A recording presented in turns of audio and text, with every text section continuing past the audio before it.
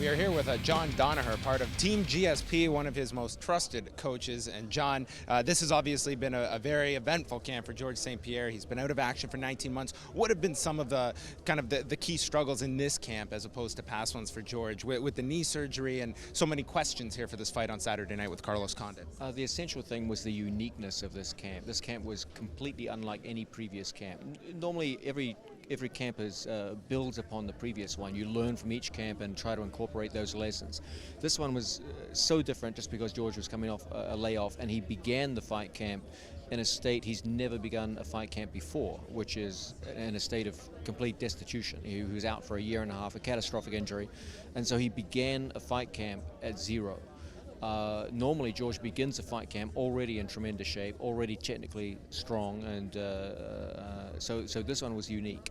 But in the end, despite a rough start to the camp, he rapidly built up his skills to the level you expect of a world champion, and it was a tremendous learning experience for him to have what is probably a once-in-a-lifetime fight camp. The next one, of course, won't be like this because presumably there won't be another catastrophic injury. But I would say the main thing was that uniqueness, the idea that it came out of a situation which is unprecedented and hopefully never repeated.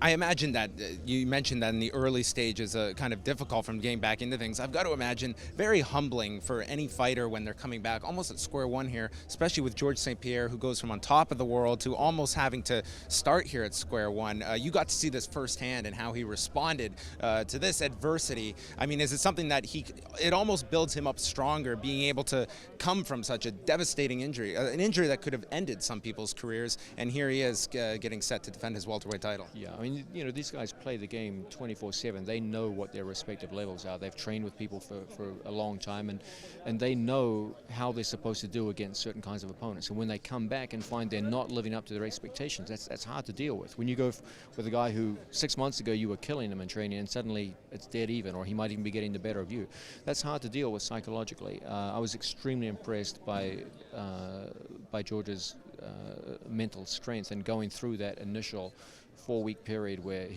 those were rough days in the gym for George coming back, and people were cutting him no slack, and to start a fight camp, as I said, at more or less absolute zero, that's not an easy thing to do. But he showed tremendous mental strength and adaptability, and as the camp progressed, his skill level began to rise, and he peaked about 2 weeks ago. We held him at that peak. That's a late peak for George. He normally peaks a little earlier than that. But in the end, we were very, very gratified by his performance towards the end of the fight camp. Going all the way back to the Jake Shields fight, it appeared in that fight that George put on a little bit more muscle that time. Is that something that we can see in this fight? Was it a positive, negative for George? What did you guys take from that? George is actually coming into this fight lighter than his previous 3 fights. Oh, wow. We had George at 188 pounds for this entire fight camp. That's around 7 pounds lighter than most of the previous 3 fight camps. So you'll see a lighter and faster Georges St-Pierre in this fight. It's phenomenal. And just my final question here, for a lot of viewers at home that watch Georges St-Pierre, Firas Zahabi, always talking about just what John Danaher brings to the camp.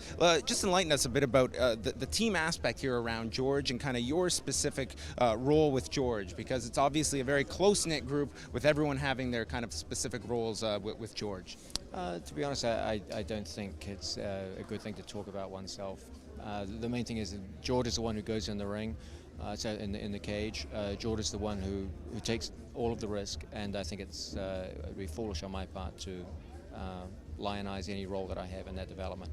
Credit goes to him. He's the athlete in the cage, and to him goes all credit. Well, I think a lot of people would feel that John Danaher brings a tremendous amount, and I think there are lots of people out there who will say that. Thank you very much, John. We wish you all the best Saturday night. Thank you. Thank you.